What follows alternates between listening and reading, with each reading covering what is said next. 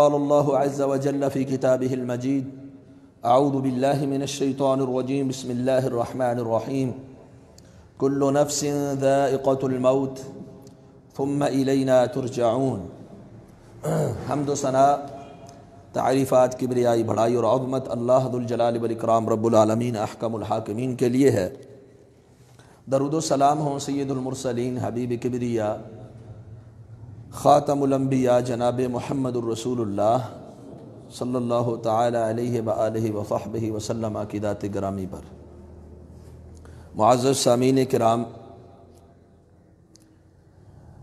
انسان کی پیدائش اور انسان کی موت یہ انتہائی اہم واقعات ہوتے ہیں، اور پیدائش سے زیادہ موت کے اثرات زیادہ گہرے اور دیر پا ہوتے ہیں۔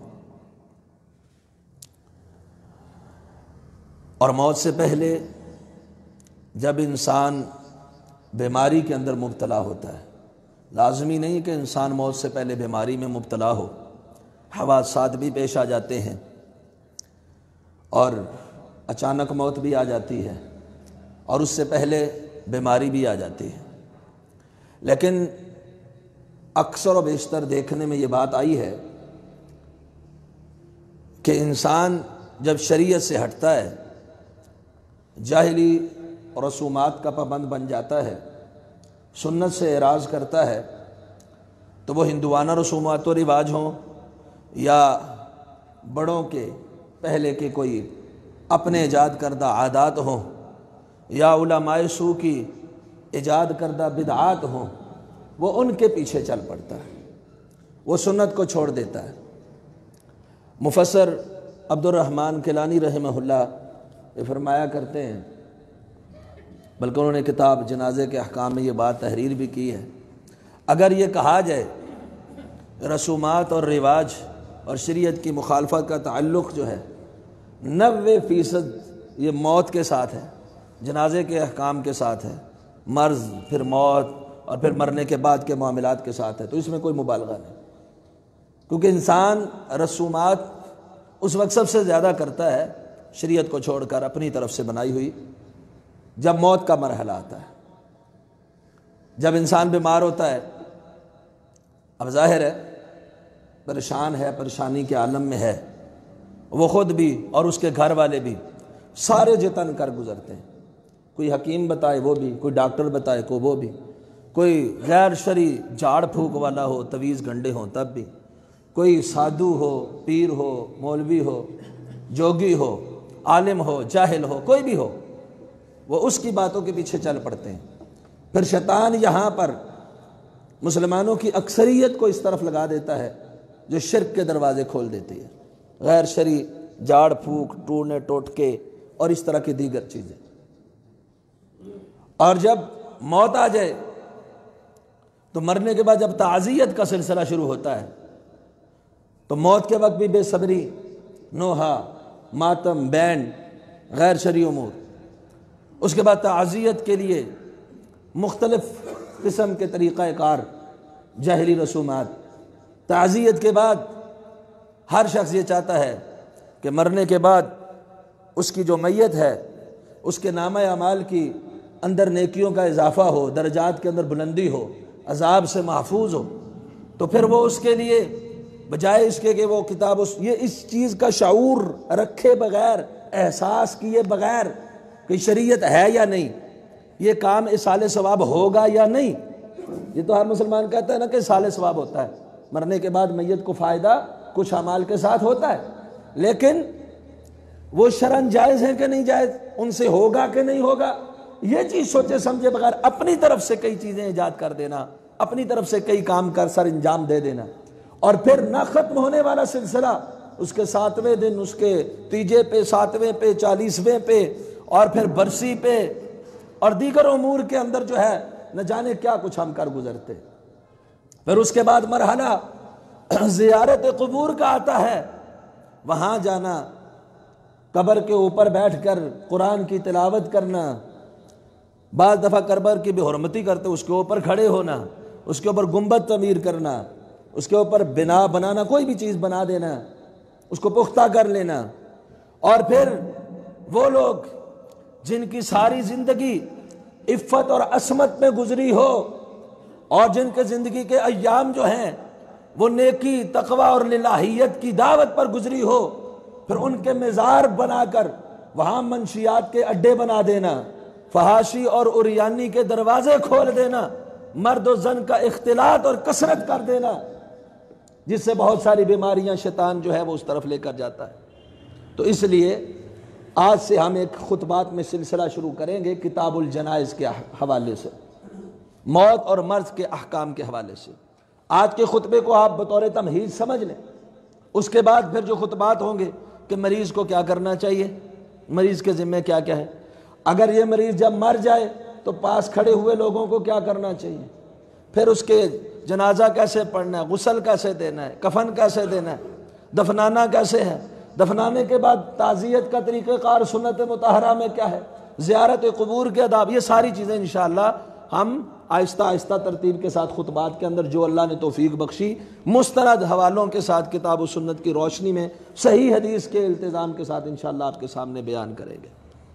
تو آج کا خطبہ بطور تمہید سمجھ لیں۔ نبی کریم صلی اللہ علیہ وسلم نے فرمایا ہے، سنن نسائی کے اندر حدیث نمبر 1874 ہے، امام ابن ماجہ نے بھی اس کو روایت کیا ہے 4285 میں، امام ترمذی نے بھی اس کو روایت کیا اپنی جامع کے اندر، امام احمد نے بھی اس کو المسند کے اندر روایت کیا۔ نبی کریم صلی اللہ علیہ وسلم نے فرمایا، ابو ہریرہ رضی اللہ عنہ اس حدیث کے راوی ہیں، اکثروا ذکر حازم اللذات، لذتوں کو مٹا دینے والی کو کثرت کے ساتھ یاد کیا کرو، یعنی الموت، موت کو۔ وہ موت لذتیں مٹا دیتی ہے، مودتیں ختم کر دیتی ہے، دوریاں آ جاتی ہیں، جدائیاں آ جاتی ہیں، عیش عشرت جو ہے وہ دنیاوی جو ہے یہ چھن جاتا ہے۔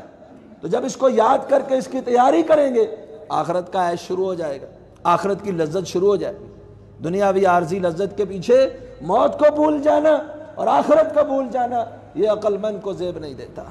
اس لیے نبی علیہ السلام سے پوچھا گیا تھا، لوگوں میں سب سے زیادہ عقل مند کون ہے؟ من اکیس الناس، آپ نے فرمایا جو کثرت کے ساتھ موت کو یاد کرتا ہے، مرنے کے لیے تیار ہو جاتا ہے، اپنی آخرت کی تیاری کرتا ہے۔ وَعَمِلَ لِمَا بَعْدَ الْمَوْتِ، موت کے بعد جو کام اس کے کام آئیں گے، جو اعمال، ان اعمال کو زیادہ اکٹھا کر لیتا ہے وہ سب سے زیادہ عقل مند۔ اور یہی حدیث صحیح ابن حبان کے اندر موجود ہے، 2993 نمبر حدیث ہے، اس میں نبی اکرم صلی اللہ علیہ وسلم کا فرمان ہے کہ لذتوں کو مٹا دینے والی موت کو کثرت کے ساتھ یاد کرو۔ کوئی بھی شخص اسے وسعت میں یاد کرتا ہے وہ اپنی وسعتیں بھول جاتا ہے، تنگیوں میں یاد کرے اس کی تنگیاں اس کو بھلا دی جاتی ہیں۔ مطلب کوئی غریب اس کو یاد کرے اس کو غربت بھول جاتی ہے، فقر و فاقے بھول جاتے ہیں، محتاجگی بھول جاتی ہے، اسے آخرت نظر آتی ہے اپنی۔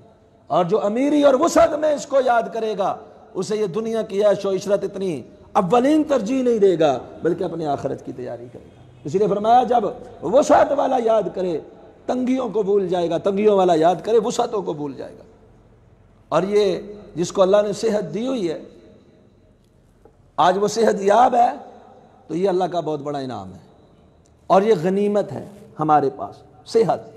عمر اللہ نے دی ہے، عمر بھی غنیمت ہے، اور پھر عمر کے ساتھ ساتھ اگر اللہ نے صحت یابی دی ہوئی ہے یہ بھی کیا ہے؟ غنیمت ہے۔ غنیمت کیا مطلب؟ کہ ہم اس سے فائدہ اٹھا سکتے ہیں، مرنے کے بعد والے کام کرنے کے لیے اپنی صحت سے فائدہ اٹھا سکتے ہیں۔ سیدنا عبداللہ بن عمر رضی اللہ تعالیٰ عنہ فرماتے ہیں، صحیح بخاری کے اندر یہ حدیث ہے، حدیث نمبر 6316، کہ نبی کریم صلی اللہ علیہ وسلم نے میرے کندھے کو پکڑا اور فرمایا، کن فی الدنیا کأنک غریب، دنیا میں ایسے رہو جیسے غریب، غریب سے مراد اجنبی رہتا ہے۔ اجنبی انسان جب بھی کہاں جاتا ہے وہ کسی کے ساتھ حسد نہیں کرتا، اسے کیا ضرورت حسد کی؟ تو کہتا ہے میں 2 دن کا مسافر ہوں، میں تو کوچ کر جاؤں گا۔ وہ کسی سے بغض نہیں کرتا، وہ کسی کو تکلیف دینے کی نہیں سوچتا، وہ اپنے مقصد پہ توجہ دیتا ہے جس کام کے لیے اس نے سفر کیا ہوا ہے، اور نہ ہی وہاں وہ مستقل رہنے کے لیے کچھ جو ہے وہ بڑا لمبا چوڑا اہتمام کرتا ہے۔ اجنبی ہے، مسافر ہے، او عابر السبیل، یا راہ گیر ہے۔ دنیا میں ایسے رہو جیسے راہگیر ہوتا ہے، جیسے راہگیر رستے پہ دل نہیں لگاتا، اجنبی منزل کی طرف دیکھتا ہے وہاں پر دل نہیں لگاتا، اسی طرح تم بھی اپنی منزل جو مقصود ہے جنت آخرت اس کے لیے محنت کرو۔ تو سیدنا عبداللہ بن عمر رضی اللہ عنہ فرمایا کرتے تھے صحیح بخاری کی اسی حدیث کے آگے، اذا اصبحت فلا تنتظر المساحہ، تمہاری موت کی تیاری اور راہگیر کی طرح رہنا کیسا ہونا چاہیے، جب صبح ہو شام کا انتظار نہ کرنا، اپنے دن کو اتنا پکیزہ بنا دو اگر شام سے پہلے پہلے موت بھی آ گئی تو خاتمہ بالایمان ہی ہو، اما خیر پہ ہو۔ وَإِذَا أَمْسَيْتَ فَلَا تَنْتَظِرِ الصَّبَاحَ، جب شام کرو صبح کا انتظار نہیں کرنا۔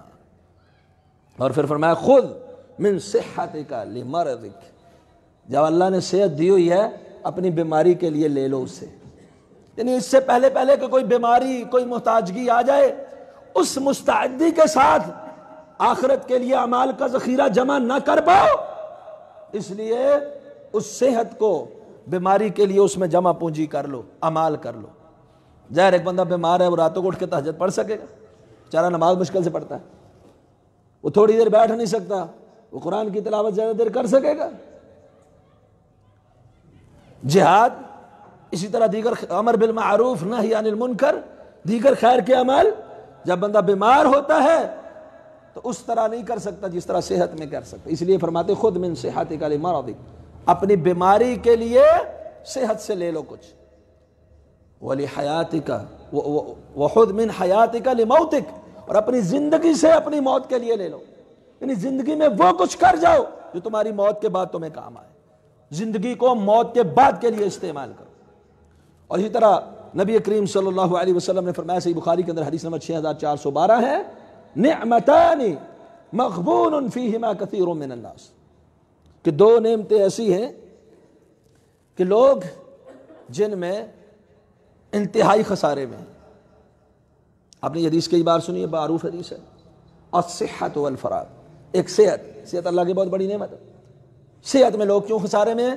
صحت میں اس مستعدی سے اعمال صالحہ سر انجام نہیں دیتے، اور فراغ عدم مشغولیت، دنیاوی امور میں زیادہ مشغول نہیں ہے، اللہ نے فارغ البالی عطا کی ہوئی ہے، اس میں جو شخص اعمال صالحہ نہیں کرتا اپنی آخرت کے لیے اعمال سر انجام نہیں دیتا، اور میں یہ بہت ہی زیادہ گھاٹے میں، ایک صحت میں اور ایک فارغ البالی۔ اور یہ صحت کیا ہے؟ فارغ البالی کیا ہے؟ زندگی کیا ہے؟ غنیمت۔ مستدرک حاکم کے اندر یہ حدیث ہے 7846 صحیح سند کے ساتھ، عبداللہ بن عباس رضی اللہ عنہ فرماتے ہیں نبی کریم صلی اللہ علیہ وسلم ایک شخص کو وعظ فرما رہے تھے، آپ صلی اللہ علیہ وسلم نے اس کو فرمایا اغتنم خمسا قبل خمس، پانچ چیزوں سے پہلے، پانچ چیزیں آنے سے پہلے، جو تمہارے پاس پانچ چیزیں ان کو غنیمت جان، قیاتا نہ ہو یہ پانچ ابھی تمہارے پاس ہیں دوسری پانچ آ جائیں، ان کو غنیمت جان لو۔ شبابک قبل حرمک، اپنی جوانی کو اپنے بڑھاپے سے پہلے غنیمت جان لو۔ اور آج کا ہمارا معاشرہ جوان سب سے زیادہ دینداری سے دور ہوتا چلا جا رہا ہے، وہ دنیاوی امور میں زیادہ مشغول ہے، آخرت میں نہیں، اور جوانی کی فضیلت الگ سے ہے۔ بہرحال آپ نے فرمایا کہ جوانی کو غنیمت سمجھنا بڑھاپے سے پہلے۔ پھر آپ صلی اللہ علیہ وسلم نے فرمایا صحتک قبل سقمک، اپنی بے صحت کو اپنی بیماری آنے سے پہلے غنیمت جان لو، کہیں ایسا نہ ہو ابھی صحت مند ہو، غنیمت سمجھو اس میں کہ بیماری آ جائے پھر وہ کچھ کر نہ پاؤ۔ اس لیے آپ صلی اللہ علیہ وسلم نے فرمایا وَغِنَاكَ قَبْلَ فَقْرِكَ، اور اپنی خوشحالی کو، غنا کو محتاجگی سے پہلے غنیمت سمجھو۔ انسان ایک حالت میں نہیں رہتا، اس کے حالات دن جو ہیں وہ بدلتے رہتے ہیں، کبھی امیر ہے تو کبھی غریب بھی ہو سکتا ہے، کبھی غریب ہے تو امیر بھی ہو سکتا ہے۔ اس لیے فرمایا جب تمہارے پاس غنا ہو، اللہ نے مال دولت دیا ہوا ہو، اس کو غنیمت جاننا، اس سے پہلے کہ محتاج ہو جاؤ، پھر اللہ کی راہ میں اس طرح مال خرچ نہ کر پاؤ جس طرح غنا میں کر سکتے تھے۔ اس لیے اللہ نے مال دیا ہوا تو اللہ کی راہ میں دو، اس سے پہلے کہ فقیر ہی آ جائے اور دینے کے قابل ہی نہ رہو۔ اور فراغک قبل شغلک، اور اپنی فارغ البالی کو اپنی مشغولیت سے پہلے، آج دنیاوی طور پر کسی کام میں مشغول نہیں ہے اتنے زیادہ، وقت نکال سکتے ہیں، اس وقت کو قدر کرتے ہوئے غنیمت جان لیجئے، اس سے پہلے کہ کہیں ایسا معاملہ بن جائے انسان کو ایسی مصروفیت آ جائے کہ انسان جو ہے وہ فارغ ہی نہ ہو پائے، وقت ہی نہ نکال پائے۔ اور یہ صحت ایسی نعمت ہے، قیامت والے دن اللہ کی جتنی بھی نعمتیں ہیں ان نعمتوں میں اگر سب سے پہلے باز پرس ہوگی تو اس صحت کے بارے میں ہوگی۔ اللہ سبحانہ و تعالیٰ نے سورۃ تکاثر میں فرمایا نا وَلَا تُسْأَلُنَّ يَوْمَئِذٍ عَنِ النَّعِيمِ، قیامت والے دن ضرور تم سے نعمتوں کے بارے میں سوال کیا جائے گا۔ لیکن سب سے پہلے کون سی نعمت کا سوال ہوگا؟ نعمتوں کے حوالے سے، اعمال کے حوالے سے سب سے پہلے نماز ہے، قضاء کے حوالے سے سب سے پہلے خون ہے، قتل، لیکن نعمتوں کے حوالے سے سب سے پہلا سوال کس چیز کا ہوگا؟ جامع ترمذی کے اندر حدیث ہے، حدیث نمبر 3385، نبی کریم صلی اللہ علیہ وسلم نے فرمایا ان اول ما یسأل عنہ یوم القیامت یعنی العبد من النعیم، بندے سے قیامت والے دن نعمتوں کے بارے میں جو سب سے پہلا سوال، پہلی نعمت کے بارے میں جو سوال ہوگا، نعمتوں کے متعلق پہلا سوال ہوگا وہ یہ ہوگا الم نصح لک جسمک، کیا تیرے جسم کو ہم نے صحت مند نہیں بنایا تھا؟ کیا تمہیں صحت نہیں دی تھی؟ دی تھی نا، اللہ نے صحت دی۔ الم نصح جسمک، کیا تیرے لیے تیرے جسم کو ہم نے توانا، تندرست، صحت مند نہیں بنایا؟ وَنُرْوِيَكَ مِنَ الْمَاءِ الْبَارِدِ، اور تجھے ٹھنڈے پانی سے ہم نے سراب نہیں کیا۔ ٹھنڈا پانی اور صحت یہ اللہ کی عظیم نعمتیں جن سے پہلے سوال ہوگا۔ تو اس لیے اپنی صحت کو کیا کرنا ہے؟ غنیمت جاننا ہے۔ آج صحت ہے، اللہ نے سلامتی دی ہوئی ہے، کوئی پتہ نہیں بیماری بھی آ سکتی ہے، تو اس لیے صحت کو غنیمت جانی ہے۔ پہلا پوائنٹ یہ ہے۔ دوسرا پوائنٹ، صحت اللہ نے دی ہوئی ہے، اللہ نہ کرے بیماری سے اللہ آزما لے، بیماری آ جائے تو پھر کیا کرنا ہے؟ پھر صبر کرنا ہے، کیونکہ بیماری پر صابر بن جانا بہت بڑی فضیلت کا کام ہے۔ اللہ اپنے مومن بندوں کو بعض دفعہ آزماتے بھی، من یرد اللہ بہ خیرا یصب منہ، اللہ جس کے ساتھ خیر کا ارادہ کرے بعض دفعہ اسے اذیت میں مبتلا بھی کرتے ہیں۔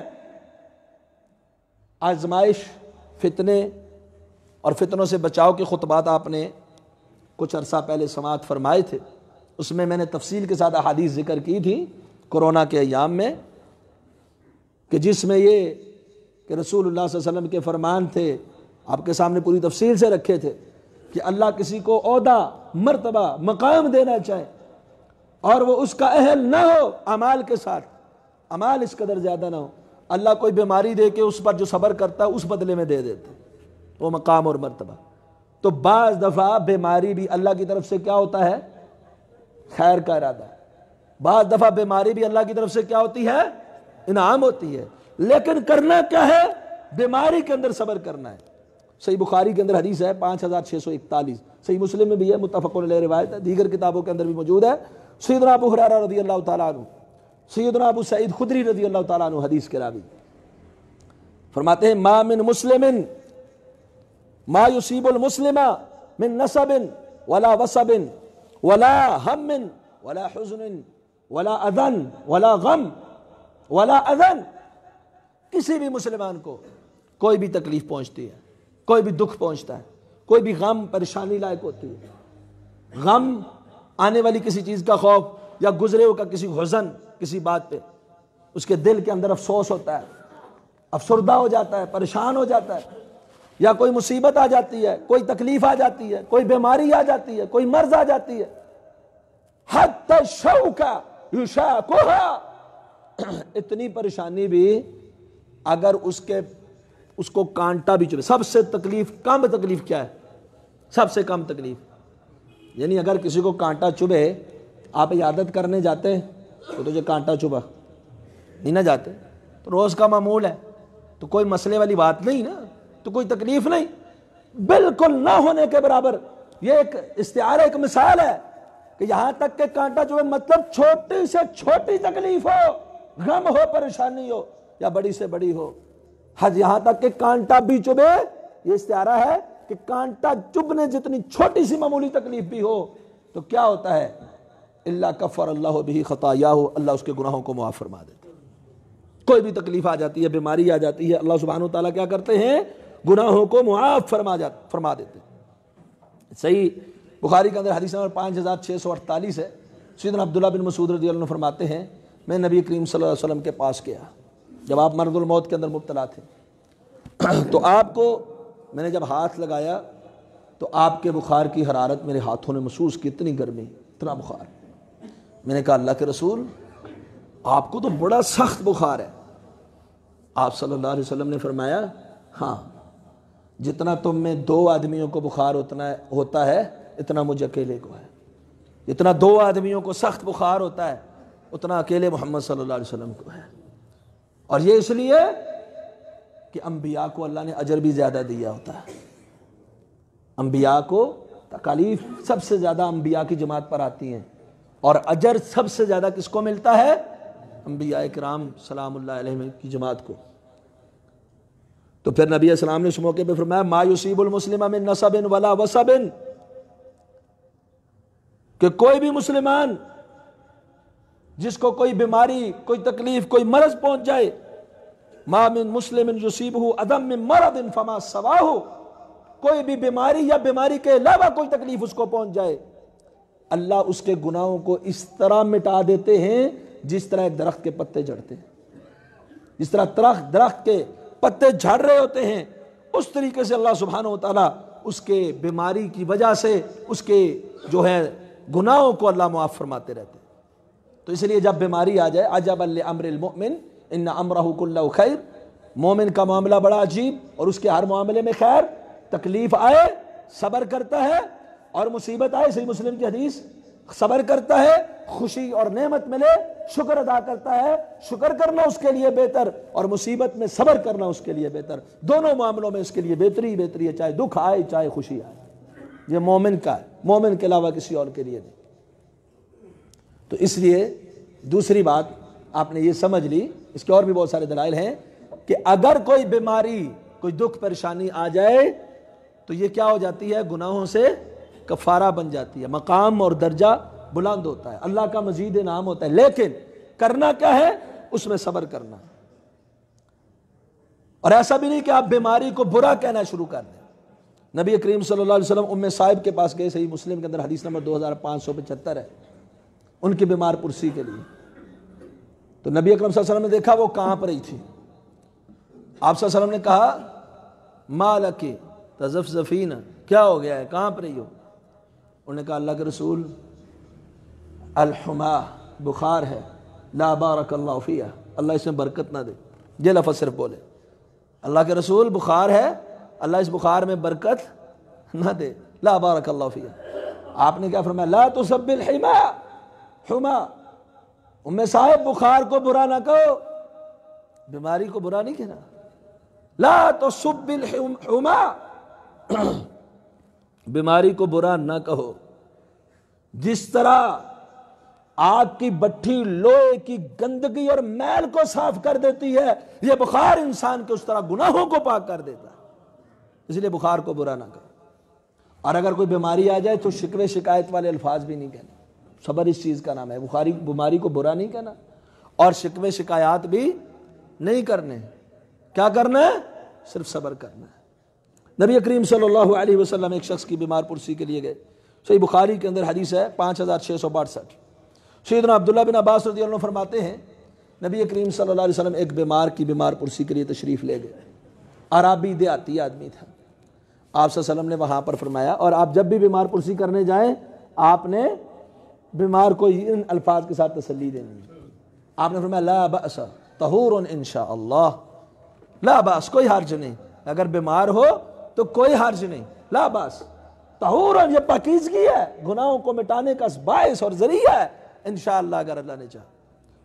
وہ دیہاتی آدمی تھا، آپ کو معلوم ہے دیہاتی بعض دفعہ نبی اکرم صلی اللہ علیہ وسلم کے پاس آ کے جب سوال پوچھتے تھے نا تو سیدھی سادھی بات کر دیتے تھے، کوئی لگی لپٹی نہیں لگاتے، وہ سیدھی سیدھی بات ہوتی تھی، اور بعض دفعہ ایسی بات کر جاتے ہیں جو اخلاق و آداب سے تھوڑی سی دور ہوتی ہے، دیہات میں رہنا ماحول ہی ایسا ہوتا تھا۔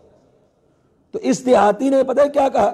اس نے کہا کلا بل حما تفور علی شیخ کبیر، اللہ کے رسول فرما رہے ہیں کہ کوئی بات نہیں، پاکیزگی ہو جائے گی گناہوں سے، کوئی بات نہیں، انشاءاللہ اللہ تجھے پاک کرے گا گناہوں سے، اس بیماری کا سے۔ اس نے کہا نہیں، کلا بل حما تفور علی شیخ کبیر، بلکہ ہرگز نہیں، بلکہ یہ ایسا بخار ہے جو بوڑھے کے اوپر جوش مار رہا ہے. وہ اپنا کہہ رہا ہے کہ میں بوڑھا ہوں، مجھ بوڑھے کے اوپر یہ بخار جوش مار رہا ہے، تو زیرہ الی القبور، جو اسے قبر پر لے جا کے ہی چھوڑے گا. اب اس نے تو ایک قسم کا شکوہ کیا.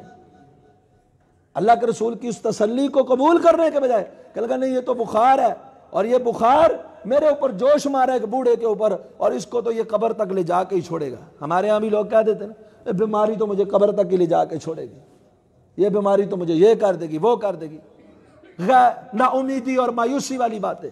تو اللہ کے رسول نے کیا فرمایا؟ نعم اذن، ٹھیک ہے پھر ایسے ہی ہوگا. آپ نے تسلی دی، قبول نہیں کی. اس نے کہا بخار قبر تک لے جائے گا، آپ نے فرمایا پھر ایسے ہی ہو. ہاں ٹھیک ہے، پھر ایسے ہی ہو. تو اس لیے مریض کو صبر کا دامن جو ہے وہ تھامے رکھنا ہے. چاہے جتنی بھی سخت بیماری ہو، اس نے شکوہ اور شکایت اللہ سے دعا کرنا الگ چیز ہے. اللہ مجھے شفا دے.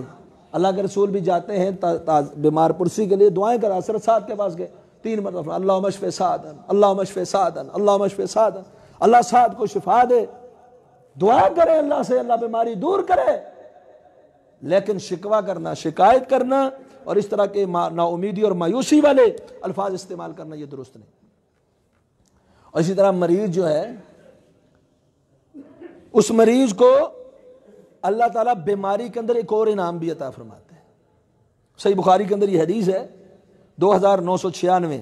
سیدنا ابو موسیٰ رضی اللہ عنہ حدیث کے راوی ہیں. فرماتے ہیں کہ نبی کریم صلی اللہ علیہ وسلم نے فرمایا اذا مرض العبد او سافر کتب له بمثل ما كان يعمل مقیما صحیحا.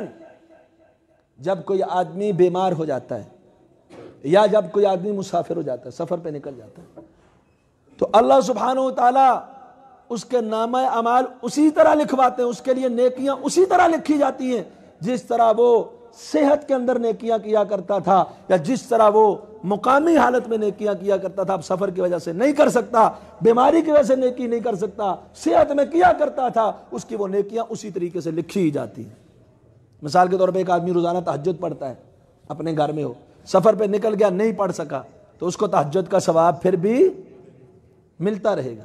ایک آدمی تہجد پڑھتا ہے، قرآن پڑھتا ہے، تبلیغ کرتا ہے، دینی امور میں بڑھ چڑھ کے حصہ لیتا ہے، اب بیمار ہے نہیں کر سکتا، اس کو اجر و ثواب اس کا نامہ اعمال میں اسی طرح لکھا جائے گا جس طرح وہ صحت کی حالت میں کیا. یہ بھی اللہ کی طرف سے بہت بڑا انعام.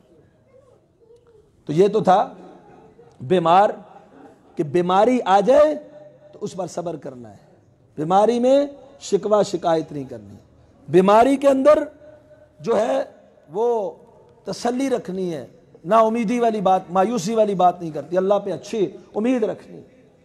اور ایک ہے عام جو لوگ ہیں جو بیمار نہیں ہیں، انہوں نے بیمار کی بیمار پرسی بھی کرنی.